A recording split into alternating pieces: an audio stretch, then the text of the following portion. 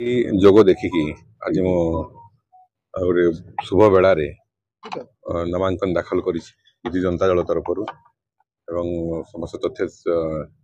ଦିଆଯାଇଛି ରିଟର୍ଣ୍ଣିଂ ଅଫିସରଙ୍କୁ। ଆମେ ବହୁତ ଉତ୍ସାହିତ ଯେ ନିର୍ବାଚନ ରେ जो आभिमुख्य रखिकी माननीय मुख्यमंत्री श्रीजुक्त नवीन पट्टनायक आमको टिकट देइचंती एवं जनसेवा करने रणांगन गलैचंती। आम समस्त आशा और विश्वास नवरंगपुर लोकसभा निर्वाचन मंडली में आम सरकार जनाभिमुखी कार्यक्रम को लोकों निकट पहुँचेबू वार्ता पहुँचेबू एवं भोट भिक्षा कर विपुल संख्यार भोट पाई सांसद भाव निर्वाचित हो।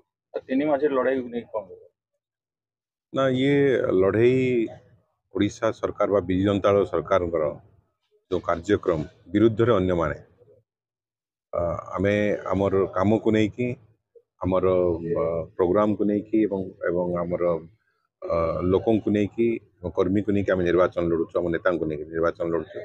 से माने स्लोगान सभा समिति पंपा आवाज मिथ्या प्रतिश्रुति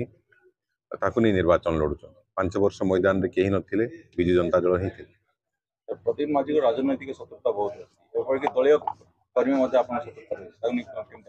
सब भूल तथ्य दि जाउछि लोकों निकट उपस्थापना करा जाउछि लोकों को भ्रमित करने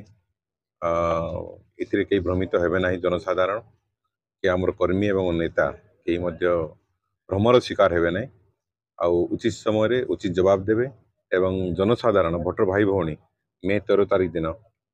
ठीक भाव में शंख चिन्ह भोट देकी आम विधायक एवं सांसद प्रार्थी को जिते।